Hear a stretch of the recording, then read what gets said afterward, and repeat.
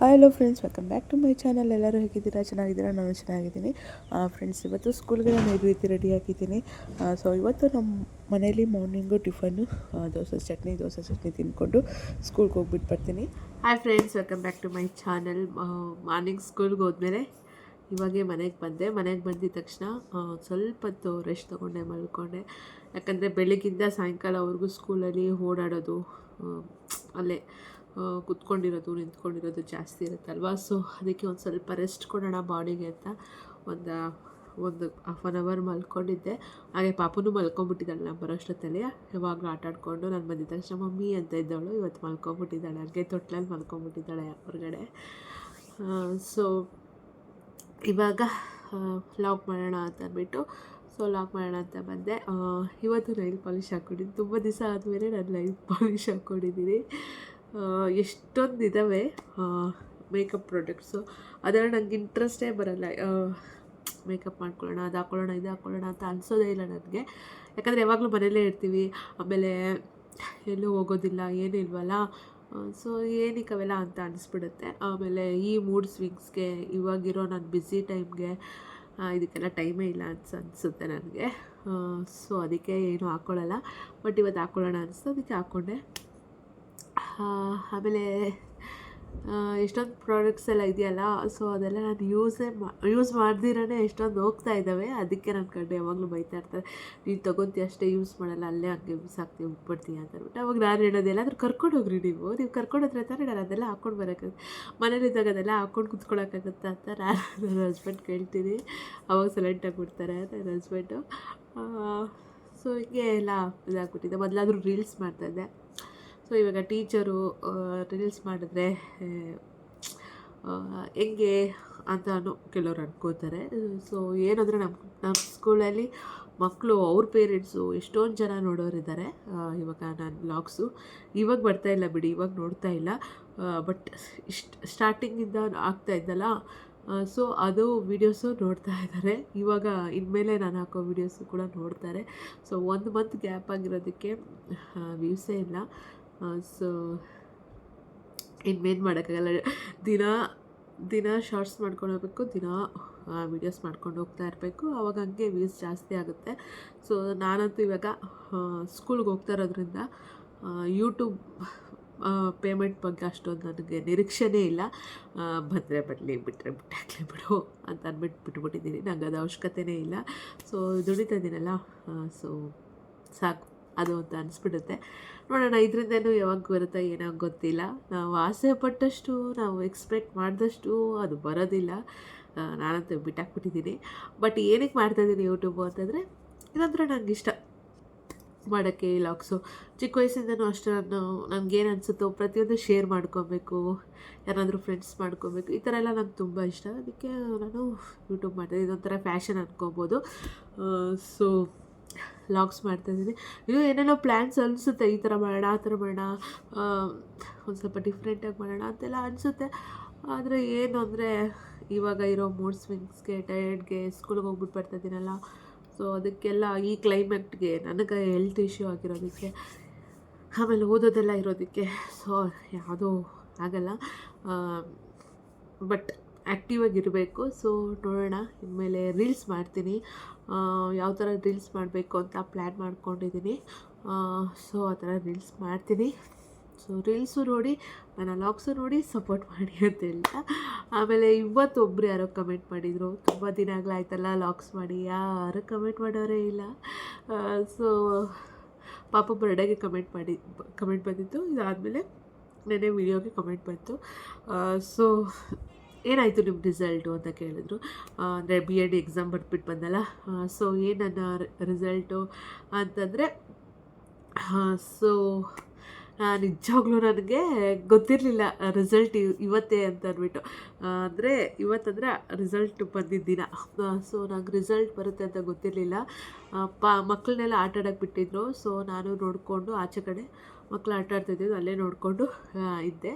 ಆಮೇಲೆ ನಮ್ಮ ಗ್ರೂಪಲ್ಲಿ, ನಮ್ಮದು BEd ಕಾಲೇಜ್ ಇದೆಯಲ್ಲ, ಆ ಗ್ರೂಪಲ್ಲಿ ಒಂದು ಮೆಸೇಜ್ ಬಂತು. ಸೊ ರಿಸಲ್ಟ್ ಔಟ್ ಬಂದಿದೆ ಅಂತ ಅಂದ್ಬಿಟ್ಟು, ಸೊ ಚೆಕ್ ಮಾಡ್ಕೊಳ್ಳಿ, ಲಾಗಿನ್ ಆಗಿ ಅಂತ ಅಂದ್ಬಿಟ್ಟು ಎಲ್ಲ ಮೊಬೈಲಲ್ಲೇ ಅದೊಂದು ನಮ್ಮದು ವೆಬ್ಸೈಟ್ ಇದೆ ಬಿ ಎಡ್ ಸ್ಟೂಡೆಂಟ್ಸ್ದು. ಸೊ ಅಲ್ಲೋಗಿ ಓಪನ್ ಮಾಡಿ ನೋಡಬೇಕು. ಸೊ ನಾನು ತಕ್ಷಣ ನನ್ನ ಹಸ್ಬೆಂಡ್ಗೆ ಕಾಲ್ ಮಾಡಿಬಿಟ್ಟು ಈ ಥರ ಬಂದಿದೆ ಅಂತೆ ರಿಸಲ್ಟು, ನೀವೇ ಚೆಕ್ ಮಾಡಿ, ನೀವೇ ಚೆಕ್ ಮಾಡಿಬಿಟ್ಟು ಏನು ಬಂದಿದೆ ನನಗೆ ಹೇಳಿ, ನಾನಂತೂ ಚೆಕ್ ಮಾಡಲ್ಲ ಅಂತ ಅಂದ್ಬಿಟ್ಟು ಹೇಳಿದೆ. ಯಾಕಂದರೆ ಸ್ವಲ್ಪ ಟೆನ್ಷನ್ ಆಗುತ್ತೆ ಅಂತ ಅನ್ಸ್ಬಿಟ್ಟು ನೀವೇ ಮಾಡಿ ಅಂತ ಹೇಳಿದ್ದೆ. ಲಾಗಿನ್ನು ಯೂಸರ್ ನೇಮು ಪಾಸ್ವರ್ಡ್ ಕೊಟ್ಬಿಟ್ಟು ಲಾಗಿನ್ ಮಾಡಿ ಹೇಳಿ ಅಂತ ಅಂದೆ. ಸೊ ಅವ್ರು ನೋಡಿದ್ರೆ ಅವ್ರಿಗೆ ಮಾಡೋಕ್ಕೆ ಬರಲಿಲ್ಲ. ಮೀನ್ಸ್ ಅವರು ಸ್ವಲ್ಪ ಬ್ಯುಸಿ ಇದ್ದರು, ಮೂವಿಗೆ ಹೋಗಿದ್ರು ಆ ಟೈಮಲ್ಲಿ ಅವರು, ಆ ಬ್ಯುಸಿಯಲ್ಲಿದ್ದರು. ಸೊ ಆಮೇಲೆ ನನಗೆ ಅನಿಸ್ತು, ಯಾಕೆ ನೆಗೆಟಿವ್ ಆಗಿ ಥಿಂಕ್ ಮಾಡಬೇಕು, ನಾನು ಚೆನ್ನಾಗೇ ಬರೆದಿದ್ದೀನಲ್ಲ, ನೋಡೋಣ ಬಿಡು ಏನು ಬರುತ್ತೆ ರಿಸಲ್ಟು, ಎಲ್ಲದೂ ಫೇಸ್ ಮಾಡಬೇಕು ಲೈಫಲ್ಲಿ, ಏನೇ ಪ್ರಾಬ್ಲಮ್ ಬಂದರೂ ಫೇಸ್ ಮಾಡಬೇಕು, ಎಲ್ಲದಕ್ಕೂ ನಾವೇ ಬ್ಯಾಕೌಟ್ ಆಗಬಾರ್ದು ಅಂತ ಅಂದ್ಬಿಟ್ಟು ನಾನೇ ನನ್ನ ಮೊಬೈಲಲ್ಲಿ ನಾನೇ ಯೂಸರ್ ನೇಮು ಪಾಸ್ವರ್ಡ್ ಹಾಕಿ ನಾನೇ ಚೆಕ್ ಮಾಡಿದೆ ನನ್ನ ರಿಸಲ್ಟು. ಸೊ ಫಸ್ಟ್ ಒಂದು ರಿಸಲ್ಟ್ ಓಪನ್ ಆಗಿದ ತಕ್ಷಣ ಫಸ್ಟ್ ಈ ಕಡೆ ನೋಡಿಬಿಟ್ಟೆ, ಎಲ್ಲ ನೋಡ್ಕೊಬೋದೆ, ಎಲ್ಲ ಸಬ್ಜೆಕ್ಟು ಪಾಸ್ ಅಂದಿತ್ತು. ಆಮೇಲೆ ನೋಡಿದೆ ಮಾರ್ಕ್ಸ್ ಎಷ್ಟು ಬಂದಿದೆ ಅಂತ ಅಂದ್ಬಿಟ್ಟು. ಸೊ ಆಮೇಲೆ ನನಗಂತೂ ಯಪ್ಪ ದೇವರೇ, ರಿಸಲ್ಟ್ ಇದು ನೋಡಿದ ತಕ್ಷಣ ಶಾಕ್ ಆಗೋಯಿತು. ಯಾಕೆಂತಂದರೆ ನಾನು ಏನು ಎಕ್ಸ್ಪೆಕ್ಟ್ ಮಾಡಿದ್ನೋ ಅದಕ್ಕಿಂತ ಸ್ವಲ್ಪ ಕಮ್ಮಿನೇ ಬಂದಿದೆ. ಬಟ್ ಏನು ಅಂತಂದರೆ ಚೆನ್ನಾಗಿ ಬಂದಿದೆ ಮಾರ್ಕ್ಸು. ಸೊ ನಾನು ಏನು ಅಂದಾಜು ಹಾಕ್ಕೊಂಡಿದ್ನೋ ಅದೇ ಥರ ಮಾರ್ಕ್ಸ್ ಬಂದಿದೆ. ಆಮೇಲೆ ಸೊ ಎಷ್ಟು ಮಾರ್ಕ್ಸ್ ಬಂದಿದೆ, 6 ಸಬ್ಜೆಕ್ಟ್ ಬರೆದಿದ್ದು, 6 ಕ್ವಶನ್ ಪೇಪರ್ ಬರೆದಿದ್ದು ಎಕ್ಸಾಮ್ದು. ಸೊ 6ಅಲ್ಲೂ ಕೂಡ ಎಲ್ಲ 70, 80 ಆ ಥರ ಮಾರ್ಕ್ಸ್ ಬಂದಿದೆ. 2 ಸಬ್ಜೆಕ್ಟಲ್ಲಿ ಮಾತ್ರ ನನಗೆ ಔಟ್ ಆಫ್ 50ಗೆ ಒಂದರಲ್ಲಿ 43, ಮತ್ತು ಒಂದರಲ್ಲಿ 41, ಒಂದರಲ್ಲಿ 47 ಏನೋ ಬಂದಿದೆ ಮಾರ್ಕ್ಸು. ಸೊ ಫುಲ್ ನೋಡಿ ಖುಷಿ ಆಗೋಯಿತು. ಆಮೇಲೆ ಇನ್ನು ಒಂದು 2-3 ಎಕ್ಸಾಮ್ದು ಪೇಪರಲ್ಲಿ ಒಂದು ಸ್ವಲ್ಪ ಮಾರ್ಕ್ಸ್ ಬರಬೇಕಿತ್ತು, ಒಂದು ಸ್ವಲ್ಪ ಮಾರ್ಕ್ಸ್ ಹೋಗಿದೆ. ಟೋಟಲಾಗಿ ನಂದು ಬಿ ಎಡ್ ಎಕ್ಸಾಮ್ ಪಾಸಾಗಿದೆ. ಆಮೇಲೆ ಎಲ್ಲ ಮಾರ್ಕ್ಸು ಸೇರಿ 83% ನನಗೆ. ಸೊ A+ ಗ್ರೇಡ್ ಬಂತು. ನನ್ನ ಹಸ್ಬೆಂಡ್ಗೆ ಸ್ಕ್ರೀನ್ಶಾಟ್ ಹಾಕ್ಬಿಟ್ಟು ಕಳಿಸ್ದೆ. ಸೊ ನನ್ನ ಹಸ್ಬೆಂಡ್ ನೋಡಿ ಶಾಕ್, ಅವ್ರಿಗೂ ಖುಷಿ ಆಗೋಯಿತು. ಅಂದರೆ ಒಂದು ಸರಿ ಹೇಳಿದರು, ಇಷ್ಟೊಂದು ಓದಿ ದಬ್ಬಾಗ್ತಿದೆಯಲ್ಲ, ಎಷ್ಟು ಮಾರ್ಕ್ಸ್ ತೆಗಿತೀಯ ನೋಡೋಣ ಅಂತೆಲ್ಲ ಹೇಳಿದರು. ಸೊ ನೋಡಿದ್ರೆ ಒಳ್ಳೆ ಮಾರ್ಕ್ಸೇ ಬಂದಿದೆ. ಬಟ್ ಇನ್ನೂ ಜಾಸ್ತಿ ತೊಗೋಬೋದಿತ್ತು, ಇನ್ನೂ ಬರ್ಬೋದಿತ್ತು ಮಾರ್ಕ್ಸು. ನೋಡಿ ಫ್ರೆಂಡ್ಸ್, ಸಾಲದ ಇಷ್ಟು ಮಾತ್ರ ಕೆಲ್ಸಕ್ಕೆ ಹೋಗ್ತಾ ಇದ್ದೋ, ರಜಾ ಇರಲಿಲ್ಲ. ಸೊ ಎಕ್ಸಾಮ್ಗೆ ಓದ್ಕೊಳ್ಳೋಕ್ಕೆ ರಜಾ ಇರಲಿಲ್ಲ, ಸ್ಕೂಲ್ಗೆ ಹೋಗ್ತಾಯಿದ್ದೆ. ಸೊ ಅಲ್ಲಿ ಟೀಚಿಂಗ್ ಮಾಡಿ ಆಮೇಲೆ ಮನೆಗೆ ಬಂದು ಓದ್ಕೊಂಡು, ಇಲ್ಲೂ ಒಂದು ಸ್ವಲ್ಪ ಮನೆ ನೋಡಿಕೊಂಡು, ಮತ್ತು ಆ ಎಕ್ಸಾಮ್ ಬರೆಯೋಕ್ಕೆ ಇಲ್ಲಿಂದ ಒಂದು 2-3 ಅವರ್ ಜರ್ನಿ ಆಗುತ್ತೆ. ಸೊ ರಾತ್ರಿ ಎಲ್ಲ ಎದ್ದಿದ್ದು, ಬೆಳಗ್ಗೆ ಎಲ್ಲ ಬೇಗ ಎದ್ದು ಓದ್ಕೊಂಡು ಕೊನೆಗೂ ಕಷ್ಟಪಟ್ಟಿದ್ದಕ್ಕೆ ಪರವಾಗಿಲ್ಲ, ರಿಸಲ್ಟು ಚೆನ್ನಾಗೇ ಬಂತು. ಸೊ ಇದೊಂದು ನನಗೊಂದು ಕ್ವಶನ್ ಇತ್ತು, ಅಯ್ಯೋ ಪ್ರೆಗ್ನೆಂಟ್ ಅಲ್ವಾ ನಾನು, ಅದು ಬೇರೆ ಜಾಬ್ಗೆ ಹೋಗ್ತಾಯಿದ್ದೀನಿ, ಟೈಮ್ ಹೇಗೆ ಅಡ್ಜಸ್ಟ್ ಮಾಡ್ಕೊಳ್ಳೋದು ಆಗುತ್ತಾ, ನನಗೆ ಎಕ್ಸಾಮಲ್ಲಿ ಒಳ್ಳೆ ಮಾರ್ಕ್ಸ್ ತೆಗಿಯೋಕ್ಕಾಗುತ್ತಾ ಅಂತ ಅಂದ್ಕೊಂಡಿದ್ದೆ. ಸದ್ಯ ಪಾಸ್ ಆಗಿಬಿಟ್ರೆ ಸಾಕಪ್ಪ ಅಂತ ಅಂದ್ಕೊಂಡ್ಬಿಟ್ಟಿದ್ದೆ ನಾನು. ನೋಡಿದ್ರೆ ಒಳ್ಳೆಯ ಮಾರ್ಕ್ಸೇ ಬಂದಿದೆ. ಇನ್ನೊಂದು 85 ಮೇಲೆ ಬಂದಿತ್ತು ಅಂದರೆ ಇನ್ನೂ ಚೆನ್ನಾಗಿರೋದು. ಯಾಕಂತಂದರೆ ಡಿಸ್ಟಿಂಕ್ಷನ್ ಅಂತಾರಲ್ಲ. ಸೊ ನೆಕ್ಸ್ಟು ಸೆಮ್ಮಲ್ಲಿ ಅದು ತೆಗಿಯೋಣ ಅಂತ ಅಂದ್ಕೊಂಡಿದ್ದೀನಿ. ಯಾಕಂತಂದರೆ ಈ ಸೆಮ್ಮಲ್ಲಿ ಅಂದರೆ ಒಂದು ಸ್ವಲ್ಪ ಕೆಲ್ಸಕ್ಕೆ ಹೋಗ್ತಾಯಿದ್ದೆ, ಮನೇಲಿ ಮಗು ನೋಡ್ಕೊಳ್ಳೋದು ಮತ್ತು ಪ್ರೆಗ್ನೆನ್ಸಿ ಎಲ್ಲ ಇತ್ತಲ್ವ. ಸೊ ಅದಕ್ಕೆ ಆದರೂ ಕೂಡ ನಾನು ಇಷ್ಟು ಮಾತ್ರ ಓದಿರೋದಕ್ಕೆ ಇಷ್ಟು ಮಾರ್ಕ್ಸ್ ಬಂದಿದೆ. ಆಮೇಲೆ ಇನ್ನು ನೆಕ್ಸ್ಟ್ ಸೆಮ್ಮೆಲ್ಲ ಕೆಲಸಕ್ಕೇನು ಹೋಗಲ್ಲ, ಮಗು ಇರುತ್ತೆ. ಸೊ ನೋಡ್ಕೊಳ್ಳೋಣ, ಇನ್ನೂ ಮಾರ್ಕ್ಸ್ ತೆಗಿಯೋಣ ಅಂತ ಅಂದ್ಬಿಟ್ಟು ಮೋಟಿವೇಶನ್ ಆಯಿತು. ನನ್ನ ಹಸ್ಬೆಂಡ್ಗಂತೂ ಫುಲ್ ಖುಷಿ ಆಗೋಯ್ತು, ಅವ್ರಿಗಂತೂ. ಆಮೇಲೆ ಎಲ್ಲರಿಗೂ ಮನೇಲೆಲ್ಲರಿಗೂ ಹೇಳಿದ್ರು ಈ ಥರ 83% ಬಂದಿದೆ ಅಂತ. ಸ್ವೀಟ್ ತಂದಿದ್ರು. ಸೊ ಎಲ್ಲರಿಗೂ ಸ್ವೀಟ್ ಕೊಟ್ಬಿಟ್ಟು ಸೊ ನಾವು ತಿಂದು ಇದು ಮಾಡಿದ್ವಿ. ಆಮೇಲೆ ಹೇಳ್ಬೇಕಂತಂದರೆ ನಾನು ಕೆಲ್ಸಕ್ಕೆ ಹೋಗೋದು ಇಷ್ಟ ಆಗಲಿಲ್ಲ ಮನೇಲಿ. ಮತ್ತು ನಾನು ಬಿ ಎಡ್ ಮಾಡೋದು ಇಷ್ಟ ಇರಲಿಲ್ಲ. ಸೊ ನನ್ನ ಪ್ರೆಗ್ನೆನ್ಸಿ, ಸೆಕೆಂಡ್ ಪ್ರೆಗ್ನೆನ್ಸಿನೂ ಕೂಡ ಅಂದರೆ ಹೆಂಗೆ ನಾನು ಏನು ಮಾಡಿದ್ರು ಇಷ್ಟನೇ ಆಗ್ತಲ್ಲ, ಹಂಗಿರ್ತಾಯಿದ್ರು ನಮ್ಮ ಮನೇಲಿ. ಅಂದರೆ ನಮ್ಮ ಅಪ್ಪ ಅಮ್ಮ. ಸೊ ಅವ್ರಿಗೇನು ಇಷ್ಟ ಆಗ್ತಾಯಿರಲಿಲ್ಲ, ನಾನು ಏನು ಮಾಡಿದ್ರು ಒಂದು ಜೊತೆ ಬಟ್ಟೆ ಆನ್ಲೈನಲ್ಲಿ ಬುಕ್ ಮಾಡಿಕೊಂಡ್ರು ಏನೇ ಮಾಡಿದ್ರು ಕೂಡ ಅವ್ರಿಗೊಂಥರ ಇಷ್ಟನೇ ಆಗ್ತಿರಲಿಲ್ಲ. ಅದು ಬಾಯಿ ಬಿಟ್ಟು ಹೇಳ್ತಾ ಇರಲಿಲ್ಲ. ಬಟ್ ಫೇಸಸ್ ಇಂಡಿಕೇಟ್ ಅಂತಾರಲ್ವ, ಎಕ್ಸ್ಪ್ರೆಷನಲ್ಲೇ ಗೊತ್ತಾಗ್ಬಿಡುತ್ತೆ. ಕೆಲವೊಂದು ಹೇಳ್ತಾರೆ, ಕೆಲವೊಂದು ಅವ್ರ ಮುಖ ನೋಡಿದ್ರೇ ಗೊತ್ತಾಗ್ಬಿಡುತ್ತೆ. ಸೊ ನಾನು ಓದೋದು ಇಷ್ಟ ಇರಲಿಲ್ಲ ಅವ್ರಿಗೆ. ಬಟ್ ನಾನು ಎಕ್ಸಾಮಲ್ಲಿ ಇಷ್ಟು ಮಾರ್ಕ್ಸ್ ತೆಗೆದಿರೋದಕ್ಕೆ ಅವ್ರಿಗೂ ಏನನ್ಸಿದೆ ಅಂತಂದರೆ, ಓಕೆ ಏನೋ ಓದ್ತಾ ಇದ್ದಾಳೆ, ಏನೋ ಮಾಡ್ತಾಯಿದ್ದಾಳೆ ಅಂತ ಅನಿಸಿದೆ. ಆ್ಯಂಡ್ ಹಾಗೆ ನನ್ನ ಸ್ಯಾಲ್ರಿನೂ ಕೂಡ ಬಂತು. ಫಸ್ಟ್ ಮಂತದ ಸ್ಯಾಲ್ರಿ ಕೂಡ ಬಂತು. ಸೊ ಅದೂ ಖುಷಿನೇ. ಅದಾದಮೇಲೆ ಒಂದೊಳ್ಳೆ ಪಾಸಿಟಿವ್ ಆಗಿ ಹೊಸ ಮೇಡಮ್ ಬಂದಿದ್ದಾರಲ್ಲ, ಅವ್ರು ಚೆನ್ನಾಗಿ ಹೇಳ್ಕೊಡ್ತಾರೆ, ಚೆನ್ನಾಗಿ ಅರ್ಥ ಆಗುತ್ತೆ ಅಂತ ಮಕ್ಕಳೇ ಅವ್ರ ಮನೇಲಿ ಅವ್ರ ಪೇರೆಂಟ್ಸ್ ಕೇಳಿದಾರಂತೆ. ಸೊ ಅದು ನಂಗೆ ಸೀತಂತ ಹೇಳಿದ್ರು. ಸೊ ಇದನ್ನು ಕೂಡ ಮನೇಲಿ ಹೇಳಿದ್ದಕ್ಕೆ ಓಕೆ. ಹೆಂಗೆ ಅಂತಂದರೆ, ಯಾವುದು ನಾನು ಮಾಡ್ತಾಯಿದ್ದು ತಪ್ಪು ಅಂತ ಹೇಳ್ತಾಯಿದ್ರು, ಇವಳ ಕೈಲಿ ಆಗಲ್ಲ ಅಂತ ಇದ್ರು. ಏನು ಹೇಳಿದ್ರು ಅಂದರೆ, ಮೂರು ದೋಣಿ ಮೇಲೆ ಕಾಲಿಟ್ಟು ಹೋಗ್ತಾ ಇದ್ದಾಳೆ, ಏನು ಮಾಡ್ತಾಳೆ ನೋಡೋಣ, ಹಂಗೆ ಹಿಂಗೆ ಅಂತ ಹೇಳಿದರು. ಸೊ ಇವಾಗ ನಾನು ಎಲ್ಲ ಮ್ಯಾನೇಜ್ ಮಾಡ್ಕೊಂಡು ಹೋಗ್ತಾಯಿದ್ದೀನಿ. ಸೊ ಖುಷಿ ಇದೆ. ಹಾಗೆ ನಮ್ಮ ಲೈಫಲ್ಲಿ ಅಷ್ಟೇ, ನಮ್ಮ ಕೈಲಿ ಕಷ್ಟ ಆಗುತ್ತೆ, ನನ್ನ ಕೈಯಲ್ಲಿ ಆಗಲ್ಲ ಅಂತ ನಾವೇ ಅಂದ್ಕೊಂಬಿಟ್ರೆ ನಿಜ ನಮ್ಮ ಕೈಲಿ ಏನೂ ಆಗಲ್ಲ. ಪ್ರಯತ್ನ ಪಡೋಕ್ಕೂ ಆಗಲ್ಲ ನಮ್ಮ ಕೈಯಲ್ಲಿ. ಅದ್ರ ಫಲಿತಾಂಶ ಅಲ್ಲ, ಅದು ನಡೆಯೋದಲ್ಲ, ನಮ್ಮ ಪ್ರಯತ್ನನೇ ಮಾಡೋಕ್ಕಾಗಲ್ಲ, ನನ್ನ ಕೈಯಲ್ಲಿ ಏನೂ ಆಗಲ್ಲ ಅಂತ. ನಾನು ಮಾತ್ರ ತುಂಬ ಪಾಸಿಟಿವ್ ಆಗಿ ಇದ್ದೆ, ತುಂಬ ಕಾನ್ಫಿಡೆಂಟ್ ಆಗಿದ್ದೆ.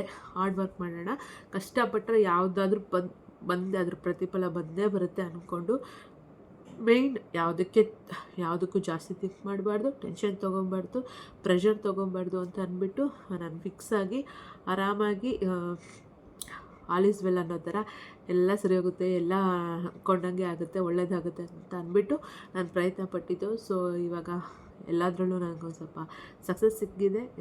ಹೀಗೆ ಸಕ್ಸಸ್ ಸಿಗಲಿ ಅಂತ ಬ್ಲೆಸ್ ಮಾಡಿ ಎಲ್ಲರೂ. ಹಾಗೆ ಯೂಟ್ಯೂಬಿಂದನೂ ಕೂಡ ನನಗೊಂದು ಸ್ವಲ್ಪ ಸಕ್ಸಸ್ ಸಿಕ್ಬಿಟ್ರೆ ಇನ್ನೂ ಖುಷಿ ಆಗಿಬಿಡುತ್ತೆ ನನಗೆ. ಯಾಕಂದರೆ ಇದು 2 ವರ್ಷದಿಂದ ಪ್ರಯತ್ನ ಪಡ್ತಾನೇ ಇದ್ದೀನಿ. ಯಾಕೋ ಗೊತ್ತಿಲ್ಲ, ನನಗೆ ಒಳ್ಳೆ ವ್ಯೂಸ್ ಬರ್ತಿದ್ದಂಗೆ ಅದು ಏನಾಗುತ್ತೋ ಗೊತ್ತಿಲ್ಲ ಪ್ರಾಬ್ಲಮ್ಮು, ನಾನು ಆವಾಗಲೇ ವೀಡಿಯೋ ಮಾಡೋದು ಬಿಟ್ಬಿಟ್ಟಿರ್ತೀನಿ. ಒಂದು 10 ದಿವಸ, 1 ತಿಂಗಳು ಹಂಗೆ ವೀಡಿಯೋ ಮಾಡೋದು ಬಿಟ್ಬಿಟ್ಟಿರ್ತೀನಿ. ಮೊನ್ನೆನೂ ಅಷ್ಟೇ ನೋಡಿ, ನಂಗೆ ಒಳ್ಳೆ ವ್ಯೂಸ್ ಬರ್ತಾಯಿತ್ತು, 600, 1K ಎಲ್ಲ ಆ ಥರ ವ್ಯೂಸ್ ಬರ್ತಾಯಿತ್ತು. ನಾನು ಎಕ್ಸಾಮ್ಗೆ ಓದಬೇಕು ಅಂತ ಅಂದ್ಬಿಟ್ಟು ಪ್ರೆಷರ್ ಜಾಸ್ತಿ ಆಗುತ್ತೆ ಅನ್ನೋ ಕಾರಣಕ್ಕೆ ಯೂಟ್ಯೂಬು 1 ತಿಂಗಳು ಮಾಡಲಿಲ್ಲ ಸರಿಯಾಗಿ. 1 ತಿಂಗಳು ಫುಲ್ ಮಾಡೇ ಇಲ್ಲ, 2-3 ವೀಡಿಯೋ ಹಾಕಿದ್ದೀನಿ ಅಷ್ಟೇ, ಮಾಡಲೇ ಇಲ್ಲ. ಸೊ ಇವಾಗ ಮತ್ತೆ ವ್ಯೂಸ್ ಡೌನು. ಸೊ ನನಗೇನು ಅದು ಇನ್ನೇನು ಸಕ್ಸಸ್ಗೆ ರೀಚ್ ಆಗಬೇಕು ಅನ್ನೋಷ್ಟೊತ್ತಲ್ಲಿ ಯೂಟ್ಯೂಬಲ್ಲಿ ಅದು ಏನಾಗುತ್ತೋ ನನಗೆ, ನಾನು ವ್ಲಾಗ್ಸೇ ಮಾಡಲ್ಲ, ವೀಡಿಯೋಸೇ ಮಾಡಲ್ಲ, ಆ ರೀತಿ ಪ್ರಾಬ್ಲಮ್ ಆಗುತ್ತೆ. ಸೊ ಮತ್ತೆ ಜನವರಿಯಲ್ಲಿ ಎಕ್ಸಾಮ್ ಇದೆ, ಮತ್ತು ನನಗೆ ಅಕ್ಟೋಬರಲ್ಲಿ ಇದಿದೆ, ಏನು ನನ್ನ ಡೆಲಿವರಿ ಇದೆ. ಸೊ ಡೆಲಿವರಿ ಆದಮೇಲೂ ಕೂಡ ನನಗೆ ವ್ಲಾಗ್ಸ್ ಮಾಡೋಕ್ಕಾಗಲ್ಲ. ಸೊ ಇವಾಗಿಂದ ಮಾಡ್ಕೊಂಡು ಹೋದರೆ ಕರೆಕ್ಟಾಗಿ ಆ ಟೈಮಿಗೆ ಒಳ್ಳೆ ವ್ಯೂಸ್ ಬರುತ್ತೆ. ಬಟ್ ನಾನು ಮತ್ತೆ ಆ ಟೈಮಲ್ಲಿ ನಾನು ಮತ್ತೆ ವ್ಲಾಗ್ಸ್ ಮಾಡೋಕ್ಕಾಗಲ್ಲ, ಹಂಗೆ ಉಳ್ದೋಗ್ಬಿಡುತ್ತೆ. ಸೊ ಏನೋ ಎಕ್ಸ್ಪೆಕ್ಟೇ ಮಾಡೋಕ್ಕಾಗಲ್ಲ. ಏನೋ ಗೊತ್ತಿಲ್ಲ, ಯೂಟ್ಯೂಬ್ ಬಗ್ಗೆ ಅಂತೂ ಬಿಟ್ಬಿಟ್ಟಿದ್ದೀನಿ ನಾನು. ಸೊ ಏನೋ ಒಂದು ನನ್ನ ಖುಷಿಗೆ, ನನ್ನ ಸಮಾಧಾನಕ್ಕೆ ನಾನು ವ್ಲಾಗ್ಸ್ ಮಾಡ್ಕೊತಾ ಹೋಗ್ತಾಯಿದ್ದೀನಿ. ಸಪೋರ್ಟ್ ಮಾಡಿ, ಇನ್ಮೇಲೆ ಆದಷ್ಟು ಒಳ್ಳೊಳ್ಳೆ ವ್ಲಾಗ್ಸು, ಒಳ್ಳೊಳ್ಳೆ ವಿಷಯಗಳು, ಕಂಟೆಂಟ್ ಇರೋವಂಥದ್ದೇ ತರ್ತೀನಿ. ಎಲ್ಲರೂ ಸಪೋರ್ಟ್ ಮಾಡಬೇಕು. ಸೊ ನೀವು ಕೇಳಿದ್ರಲ್ಲ, ಸೊ ಏನು ಇತ್ತು ರಿಸಲ್ಟು ಅಂತ. ಸೊ ಫಸ್ಟ್ ಕ್ಲಾಸಲ್ಲಿ ಪಾಸ್ ಆಗಿದ್ದೀನಿ, 83 ಬಂದಿದೆ ಪರ್ಸೆಂಟೇಜು.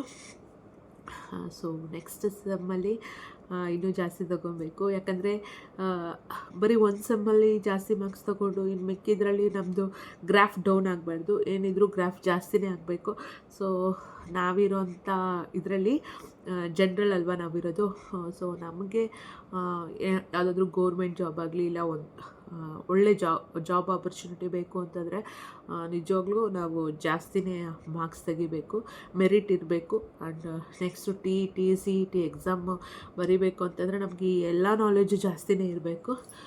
ಸೊ ಅದಕ್ಕೆ ಇನ್ನೂ ಜಾಸ್ತಿನೇ ಹಾರ್ಡ್ ವರ್ಕ್ ಮಾಡಬೇಕು ಅಂತ ಅನಿಸುತ್ತೆ. ನಾನು ಈ ಸೆಮ್ಮಲ್ಲಿ ಹೇಳ್ಬಿಟ್ಟಿದ್ದಾರೆ, ಜಾಸ್ತಿ ಇರುತ್ತೆ ಓದೋದು, ಬರೆಯೋದು, ಮತ್ತು ಇದಿದೆ ಮೋಸ್ಟ್ಲಿ ಇದ್ದರೆ ಟ್ರಿಪ್ ಕರ್ಕೊಂಡು ಹೋಗ್ತಾರೆ, ಇಲ್ಲ ಅಂತಂದರೆ ಇದು ಏನಪ್ಪ ಅಂತಾರೆ, ಯಾವುದಾದ್ರೂ ಸ್ಕೂಲ್ಗೆ ಹೋಗ್ಬಿಟ್ಟು ಅಲ್ಲಿ ಟೀಚ್ ಮಾಡೋಕ್ಕೆ ಹೇಳ್ತಾರಲ್ಲ, ಸೊ ಆ ಥರ ಇದೆ. ಟೀಚಿಂಗ್ದು ಟ್ರೈನಿಂಗ್ ಇದೆ, ಇಲ್ಲ ಅಂತಂದರೆ ಟ್ರಿಪ್ ಇದೆ. ಎರಡರಲ್ಲಿ ಯಾವುದು ಇರುತ್ತೋ ನೋಡೋಣ. ನಂಗೆ ಮೋಸ್ಟ್ಲಿ ಯಾವಾಗ ಆಗ್ತಾರೋ ಏನೋ ಗೊತ್ತಿಲ್ಲ, ಎರಡಕ್ಕೂ ಹೋಗೋಕ್ಕಾಗುತ್ತೋ ಇಲ್ಲ ಗೊತ್ತಿಲ್ಲ, ನೋಡಬೇಕು. ಸೊ ಇಷ್ಟ ಆಗಿತ್ತು ನನ್ನ ಬಿ ಎಡ್ ಕತೆ. ನಿಜವಾಗ್ಲೂ ಕಷ್ಟಪಟ್ಟು ಕೆಲಸ ಮಾಡಿದ್ರೆ, ಕಷ್ಟಪಟ್ಟು ಹೋದರೆ ಒಂದು ಒಳ್ಳೆ ಸಕ್ಸಸ್ ಸಿಗುತ್ತೆ ಅಂತಲೇ ಹೇಳ್ಬೋದು.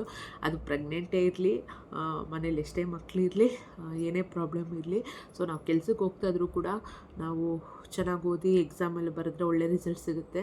ಪ್ರೆಗ್ನೆಂಟ್ ಆಗಿದ್ದರೂ ಕೂಡ ಅಷ್ಟೇ ಒಳ್ಳೆ ರಿಸಲ್ಟ್ ಅನ್ನೋದು ಸಿಗುತ್ತೆ. ನಾವೇನು ಅಂತಂದರೆ ನಮ್ಮನ್ನು ನಾವು ಹೇಗೆ ಮೇಂಟೈನ್ ಮಾಡ್ತೀವಿ, ನಮ್ಮ ಹೆಲ್ತನ್ನ ಹೇಗೆ ಮೇಂಟೈನ್ ಮಾಡ್ತೀವಿ, ಟೈಮ್ನ ಹೇಗೆ ಮೇಂಟೈನ್ ಮಾಡ್ತೀವಿ ಅನ್ನೋದ್ರ ಮೇಲೆ ಡಿಪೆಂಡ್ ಇರುತ್ತೆ. ಸೊ ಅಷ್ಟೇ. ಇನ್ನು ಯಾರಾದರೂ ಪ್ರೆಗ್ನೆಂಟ್ ಇರೋರು ಏನಾದರೂ ಓದ್ತಾಯಿದ್ರೆ, ಜಾಬ್ಗೆ ಹೋಗ್ತಾಯಿದ್ರೆ, ಇಲ್ಲ ಏನಾದರೂ ಫ್ಯೂಚರಲ್ಲಿ ಏನಾದರೂ ಪ್ಲ್ಯಾನಿಂಗ್ಸ್ ಇತ್ತು ಅಂತಂದರೆ, ನಾನು ಪ್ರೆಗ್ನೆಂಟು ಅನ್ನೋ ಒಂದು ಕಾರಣಕ್ಕೆ ಹಿಂದೆ ಹೋಗೋಕ್ಕೆ ಹೋಗಬೇಡಿ. ಸೊ ಮಾಡ್ಬೋದು, ಏನು ಬೇಕಾದರೂ ಮಾಡ್ಬೋದು. ಆರಾಮಾಗಿ ಡೆಲಿವರಿ ಆಗೋವರೆಗೂ ಜಾಬ್ಗೆ ಹೋಗ್ಬೋದು, ಸೊ ಓದ್ಬೋದು, ಎಕ್ಸಾಮ್ ಮಾಡ್ಬೋದು, ಎಲ್ಲನೂ ಆಗುತ್ತೆ. ಫಸ್ಟು ನಾವು ನಮಗೆ ನಾವು ಹೇಳ್ಕೊಬೇಕು. ನನ್ನ ಕೈಯಲ್ಲಿ ಯಾಕಾಗಲ್ಲ, ಆಗುತ್ತೆ, ನಾನು ಮಾಡ್ತೀನಿ, ಮಾಡಿ ತೋರಿಸ್ತೀನಿ ಅನ್ನೋದು ನಮಗಿರಬೇಕು ಫಸ್ಟು. ಎಷ್ಟೇ ನಮ್ಮ ತುಂಬ ಇಂಪಾರ್ಟೆಂಟ್ ಇರೋ ವ್ಯಕ್ತಿ, ನಮ್ಮನ್ನ ಇಷ್ಟಪಡೋ ವ್ಯಕ್ತಿ ನಿನ್ನ ಕೈಯಲ್ಲಿ ಆಗಲ್ಲ ಅಂದರೂ ಕೂಡ ನಮ್ಮನ್ನು ನಾವು ಬಿಟ್ಕೊಡ್ಬಾರ್ದು. ನನ್ನ ಕೈಯಲ್ಲಿ ಆಗುತ್ತೆ ಅಂತ ಪ್ರೂವ್ ಮಾಡಿ ತೋರಿಸ್ಬೇಕು. ಸೊ ಅದು ನಾನು ಮಾಡಿದೆ ಅನಿಸುತ್ತೆ. ನಿಜವಾಗ್ಲೂ ಇದ್ರದ್ದು ಒಂದು ಸ್ಯಾಟಿಸ್ಫ್ಯಾಕ್ಷನ್ ಇದೆಯಲ್ಲ, ಅದು ಬೇರೆ ಲೆವೆಲ್ಲೇ. ನನಗೆ ಒಂದೊಳ್ಳೆ ರಿಸಲ್ಟ್ ಬಂದಿದ್ದು ನಂಗೆ ಸಖತ್ತು ಖುಷಿ ಆಗೋಯಿತು. ಸೊ ಏನೋ ಒಂಥರ ಪ್ರೌಡ್ ಫೀಲ್ ಆಗೋಯಿತು ನನ್ನ ಹಸ್ಬೆಂಡ್ ಮುಂದೆ, ನಮ್ಮ ಅಪ್ಪ ಅಮ್ಮ ಮುಂದೆ, ಸೊ ಎಲ್ಲರ ಮುಂದೆನೂ ಅಷ್ಟೇ ಒಂಥರ ಪ್ರೌಡ್ ಫೀಲ್ ಆಯಿತು. ಯಾಕಂದರೆ ಕೆಲಸಕ್ಕೂ ಹೋಗ್ತಾ ಪ್ರೆಗ್ನೆಂಟ್ ಆಗಿದ್ದೀನಿ, 6 ಮಂತ್ಸ್ ಪ್ರೆಗ್ನೆಂಟು, ಜಾಬ್ಗೆ ಹೋಗ್ತಾ, ಡೈಲಿ ಜಾಬ್ಗೆ ಹೋಗ್ತಾ, ಮನೇಲೂ ಪಾಪನ ಅದನ್ನು ಮನೇನೂ ಮೇಂಟೈನ್ ಮಾಡ್ಕೊತ ಓದಿ ಮಾರ್ಕ್ಸ್ ತೆಗೆದಿರೋದು ತುಂಬಾ ಪ್ರೌಡ್ ಫೀಲ್ ಆಗ್ತಾಯಿದೆ. ಸೊ ಇದೇ ಖುಷಿಯಲ್ಲಿ ಇನ್ನು ಯೂಟ್ಯೂಬಲ್ಲೂ ಬಂದುಬಿಡ್ತು ಪೇಮೆಂಟು ಅಂತಂದರೆ, ಮತ್ತು ಯೂಟ್ಯೂಬು ಸಕ್ಸಸ್ ಆಗೋಯಿತು ಅಂತಂದರೆ, ಪೇಮೆಂಟ್ಗಿಂತ ಯೂಟ್ಯೂಬಲ್ಲಿ ನಾನು ಕಷ್ಟಪಟ್ಟು ಮಾಡೋ ವೀಡಿಯೋಗೆ ಒಂದು ಒಳ್ಳೆ ವ್ಯೂಸು ರೀಚ್ ಬಂದುಬಿಡ್ತು ಅಂತಂದರೆ ಆವಾಗ ಇನ್ನೂ ಚೆನ್ನಾಗಿರುತ್ತೆ. ಸೊ ಅದು ಒಂದು ಸಕ್ಸಸ್ ಅನ್ನೋದು ಬೇಕು ಅಂತ ಅನಿಸುತ್ತೆ. ನೋಡೋಣ, ಬಿಡದೆ ಟ್ರೈ ಮಾಡ್ತೀನಿ. ಸೊ ನಿಮ್ಮ ಸಪೋರ್ಟ್ ಇಂಪಾರ್ಟೆಂಟು. ಸೊ ನಿಮ್ಮ ಬ್ಲೆಸ್ಸಿಂಗ್ ಇದ್ದರೆ ಇವತ್ತಿಗೆ ನಾನೆಲ್ಲ ಒಂದು ಸ್ವಲ್ಪ ಸಕ್ಸಸ್ ಮಾಡಿದ್ದೀನಿ ಅಂತಲೇ ಹೇಳ್ಬೋದು. ಇದು ಸಕ್ಸಸ್ ಅಂತಲೂ ಹೇಳೋಕ್ಕಾಗಲ್ಲ, ಇನ್ನೂ ಎಷ್ಟೊಂದಿದೆ. ನಾನೆಲ್ಲ ಮಾಡಿದ್ದೀನಿ ಅಂದರೆ ನಾನು ಏನೂ ಮಾಡಿಲ್ಲ ಅನ್ನೋ ಥರ ಆಗ್ಬಿಡುತ್ತೆ. ಇನ್ನೂ ಅಷ್ಟು ಲೈಫಲ್ಲಿ ಅಚೀವ್ಮೆಂಟ್ ಮಾಡಬೇಕು. ಸೊ ನಾನು ಮಾಡಿದೆ ಅಂತ ನಾನು ಕನ್ಸಿಡರ್ ಮಾಡ್ಕೊಳಕ್ಕೆ ಹೋಗಲ್ಲ. ಯಾಕಂದರೆ ಆಮೇಲೆ ಇದೇ ಡ್ರಾಬ್ಯಾಕ್ ಆಗಿಬಿಡುತ್ತೆ ನನಗೆ. ಸೊ ನಾನು ಇನ್ನಷ್ಟು ಸಕ್ಸಸ್ ತೊಗೋಬೇಕು ನನ್ನ ಲೈಫಲ್ಲಿ, ಇನ್ನಷ್ಟು ಹಾರ್ಡ್ ವರ್ಕ್ ಮಾಡೋಣ ಅಂತಿದ್ದೀನಿ. ಸೊ ನನಗೆ ಯೂಟ್ಯೂಬಲ್ಲಿ ನೀವೆಲ್ಲರೂ ನನಗೆ ಸಪೋರ್ಟ್ ಮಾಡಿ ಅಷ್ಟೇ. ಸೊ ಯಾವ ಥರ ವೀಡಿಯೋಸ್ ಬೇಕು, ನಿಮ್ಗೇನು ಕ್ವಶನ್ ಇದೆ, ನಿಮ್ಗೇನು ಅನಿಸಿಕೆ ಇದೆ, ಅದನ್ನೆಲ್ಲ ನನಗೆ ಶೇರ್ ಮಾಡಿಕೊಡಿ. ಸೊ ನಾನು ಅದ್ರ ಮೇಲೆ ವೀಡಿಯೋಸ್ ಮಾಡ್ತಾ ಹೋಗ್ತೀನಿ. ಸೊ ಹಾಗೆ ಲಾಗ್ನ ಕಂಟಿನ್ಯೂ ಮಾಡ್ತಾಯಿರ್ತೀನಿ. ಸೊ ಇವಾಗ ನೋಡೋಣ, ತುಂಬ ಟಯರ್ಡ್ ಆಗಿಬಿಟ್ಟಿದೆ. ಇವತ್ತು ಟೆಸ್ಟ್ ಇತ್ತು ಮಕ್ಕಳಿಗೆಲ್ಲ, ನಾಳೆ ಮ್ಯಾಥ್ಸ್ ಟೆಸ್ಟ್ ಇದೆ. ಸೊ ಏನಿಲ್ಲ, ಸ್ವಲ್ಪ ಮ್ಯಾಥ್ಸೇ ಒಂದು ಸ್ವಲ್ಪ ನಾನು ಲೆಸನ್ಸ್ ಕಂಪ್ಲೀಟ್ ಮಾಡಲಿಲ್ಲ ನನಗೆ ಎಕ್ಸಾಮ್ ಇರೋದಕ್ಕೆ. ಸೊ ಇನ್ಮೇಲೆ ಮ್ಯಾಥ್ಸು ಕಂಪ್ಲೀಟ್ ಮಾಡಬೇಕಾದ್ರೆ ನಾನು ಲೆಸನ್ಸ್ ಪ್ಲ್ಯಾನ್ಸ್ ಮಾಡಬೇಕು. ನಿಜವಾಗ್ಲೂ ಟೀಚಿಂಗ್ ಮಾಡೋರು ಯಾರಾದರೂ ಇತ್ತು ಅಂದರೆ ಹಂಗೆ ಡೈರೆಕ್ಟಾಗಿ ಹೋಗಿ ಏನೋ ಒಂದು ಟೀಚ್ ಮಾಡೋ ಬದಲು ಲೆಸನ್ ಪ್ಲ್ಯಾನ್ ಮಾಡಿಕೊಂಡು ಮಕ್ಕಳಿಗೆ ಟೀಚ್ ಹೇಳ್ಕೊಡೋದು ತುಂಬ ಯೂಸ್ಫುಲ್ ಆಗುತ್ತೆ. ಯಾಕಂತಂದರೆ ಮಕ್ಳಿಗೂ ಚೆನ್ನಾಗಿ ಅರ್ಥ ಆಗುತ್ತೆ, ಅವ್ರಿಗೂ ಕಷ್ಟ ಅನಿಸಲ್ಲ. ಸೊ ಇನ್ಮೇಲೆ ಇನ್ನು ನನಗೆ ಆಗಸ್ಟು 10ಗೇನೋ ನೆಕ್ಸ್ಟ್ ಸೆಕೆಂಡ್ ಸೆಮ್ದು ಕಾಲೇಜೆಲ್ಲ ಓಪನ್ ಆಗುತ್ತೆ, ಅವಾಗ ಹೋಗಬೇಕು ಕಾಲೇಜ್ಗೆ. ಸೊ ಅಲ್ಲಿವರೆಗೂ ನನಗೂ ರಜಾ ಟೈಮ್ ಇದೆ. ಸೊ ಇದರಲ್ಲಿ ನಾನು ಒಂದು ಸ್ವಲ್ಪ ಮ್ಯಾಥ್ಸ್ ಕ್ಲಾಸ್ ಎಲ್ಲ ಚೆನ್ನಾಗಿ ಮಾಡಿಬಿಡೋಣ, ಕಂಪ್ಲೀಟ್ ಮಾಡೋಣ ಅಂತ ಅಂದ್ಕೊಂಡಿದ್ದೀನಿ. ಇನ್ನು ಅಕ್ಟೋಬರ್ ಅಷ್ಟೇ ಹೋಗೋದು ಅನಿಸುತ್ತೆ ನಾನು ಜಾಬ್ಗೆ, ಆಮೇಲೆ ಹೋಗೋಕ್ಕಾಗಲ್ಲ. ಸೊ ಲಾಗ್ ನೋಡ್ತಾಯಿರಿ, ಆದರೆ ಕಂಟಿನ್ಯೂ ಮಾಡ್ತೀನಿ, ಇಲ್ಲ ಅಂತಂದರೆ ಇಲ್ಲಿಗೆ ಲಾಗ್ನ ಎಂಡ್ ಮಾಡ್ತೀನಿ. ಸೊ ಜೋಳ ಬೇಯಿಸೋಕ್ಕಿಟ್ಟಿದ್ರು ನನ್ನ ಹಸ್ಬೆಂಡು ಮಧ್ಯಾಹ್ನ. ನೀನು ಸ್ಕೂಲಿಂದ ಬಂದಿದ್ದ ತಕ್ಷಣ ಜೋಳ ರೆಡಿ ಇರುತ್ತೆ, ಜೋಳ ತಿನ್ನು ಅಂತ. ನನಗೆ ಇಷ್ಟ ಅಂತ ಗೊತ್ತು, ಅದಕ್ಕೆ ನನ್ನ ಹಸ್ಬೆಂಡು ಜೋಳ ಬೇಯಿಸಿಟ್ಟಿದ್ದಾರೆ. ಸೊ ಇವಾಗ ಅದಕ್ಕೆ ನಿಂಬೆಹಣ್ಣು ಉಪ್ಪು ಖಾರ ಹಾಕ್ಕೊಂಡು ತಿನ್ನಬೇಕು. ಸೊ ಅದ್ರ ಟೇಸ್ಟ್ ಚೆನ್ನಾಗಿರುತ್ತೆ. ಸೊ ಜೋಳ ತಿನ್ನೋಣ ಅಂತಿದ್ದೀನಿ. ಸೊ ಹೇಗಿದೆ ಜೋಳ ಅಂತ ತೋರಿಸ್ತೀನಿ ಬನ್ನಿ. ಸೊ ಬಿಸಿ ಬಿಸಿ ಜೋಳ, ಉಪ್ಪು ಖಾರ ಮತ್ತು ಒಂಚೂರು ನಿಂಬೆಹಣ್ಣು ಇಟ್ಕೊಂಡು ತಿಂದೆ, ಸಖತ್ತಾಗಿತ್ತು. ಸೊ ಇವತ್ತು ಪಾಪುಗೆ ಪಾಪುದು ಫ್ರೇಮ್ ಬಂದಿದೆ ನೋಡ್ಬೋದು. ಕೃತಿಕ್ಷದು ಅವಳ ಬರ್ಡೇಗೆ ಅಂತ ಅವ್ರ ಅಪ್ಪ ಮಾಡಿರೋಂಥ ಫ್ರೇಮು. ಸೊ ನಮ್ಮ ಅಂಗಡಿಯಲ್ಲೇ ಮಾಡಿರೋದು, ನನ್ನ ಹಸ್ಬೆಂಡೇ ಮಾಡಿರೋದು ಈ ಥರ ಫ್ರೇಮ್ಸು. ಹೇಗಿದೆ ಫೋಟೋಸು, ಪಾಪು ಹೇಗೆ ಕಾಣ್ತಿದ್ದಾಳೆ ಅಂತ ನೋಡಿ. ಎಲ್ಲ ಪಾಪುದೇ ಇರೋದು ಫ್ರೇಮು.